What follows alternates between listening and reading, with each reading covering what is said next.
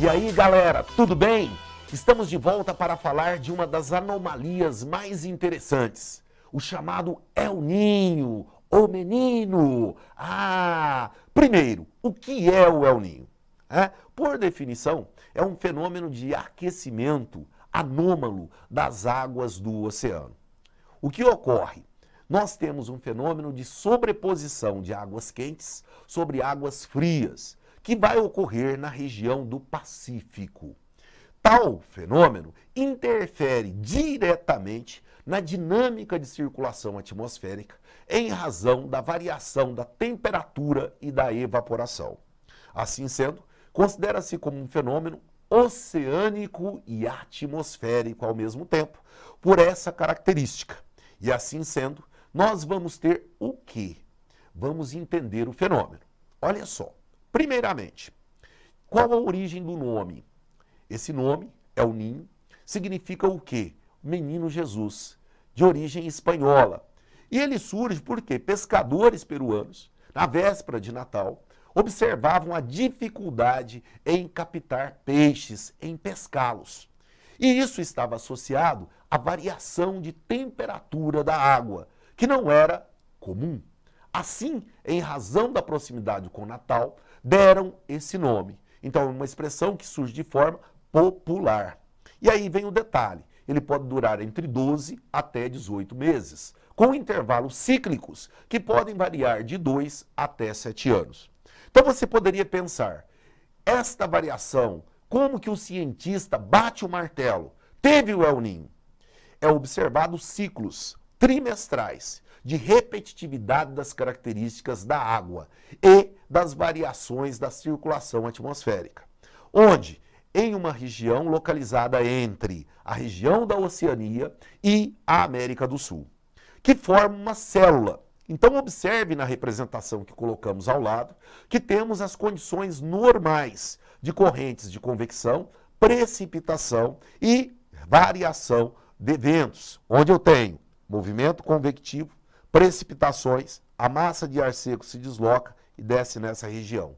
Que região que é essa? Oceania. Que região que é essa? América do Sul. Essa é a condição normal. Porém, observe em uma condição de El Ninho. Essa condição normal, ela não vai se repetir na faixa altura do Equador. Ela vai ser alterada. Observe nesse caso. Olha que legal. Essa é a condição do El Ninho. Observe que agora eu tenho uma movimentação de convecção que não ocorre na Oceania. Vai ocorrer bem no meio do oceano. Então esse movimento convectivo no meio do oceano vai provocar chuvas no próprio oceano.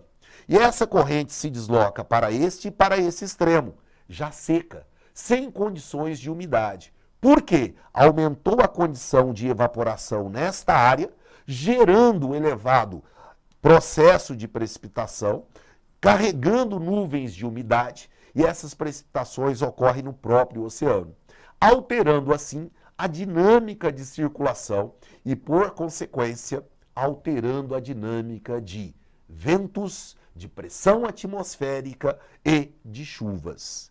Esta é a situação. O que você tem, então? Uma circulação observada no ano de El Ninho com características anômalas, que vão alterar as condições de chuva. Vejamos, então, as principais características para você lembrar. Número 1, ocorre no Pacífico Leste, onde há normalmente águas frias. O que ocorre, então, é substituído por águas quentes. O que se altera? Os ventos alísios diminuem. Significa o quê? Que os ventos alísios, que normalmente são ventos de baixa altitude úmidos, eles diminuem a intensidade sem ter forças para levar massas com umidade. Assim sendo, começa a existir uma condição que altera-se a pressão atmosférica e, por consequência, vai alterar a dinâmica de circulação, diminuindo ou ampliando o percentual de nuvens na atmosfera. O que vamos ter, então? Chuvas que ocorrem na região oceânica e que não alcançam o continente. Como que nós chamamos essa dinâmica? Célula Walker. Célula de circulação atmosférica no sentido oeste-leste. Então, o que nós temos no Brasil? Esse é um quadrinho para você guardar. tá? Observe na representação. Primeira coluna, o impacto em clima e hidrologia, ou seja, na dinâmica de chuvas e na dinâmica de circulação atmosférica. Tá? Secas severas, onde? No México e no Brasil. Tá? Principalmente no Nordeste do Brasil. Diminuição de precipitação na América Central e na Bacia do Pacífico. Aumento da precipitação na América Central e na Bacia do Atlântico.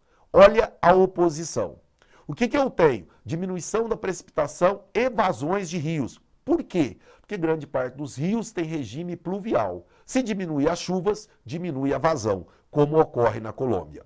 O que nós vamos ter ainda? Aumento de precipitações e vazões em rios. Onde? No noroeste do Peru e Equador, porque alterou a dinâmica de circulação. E na Amazônia? Diminuição da precipitação e secas, aumento do risco de incêndios florestais. Por quê? Porque diminui a condição de evapotranspiração e de umidade do ar. E por fim, na região dos Pampas, na Argentina, que pode alcançar o território brasileiro.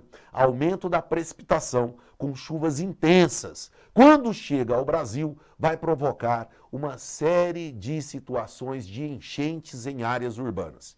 E o inverso no Uruguai. Aumento da precipitação? Não.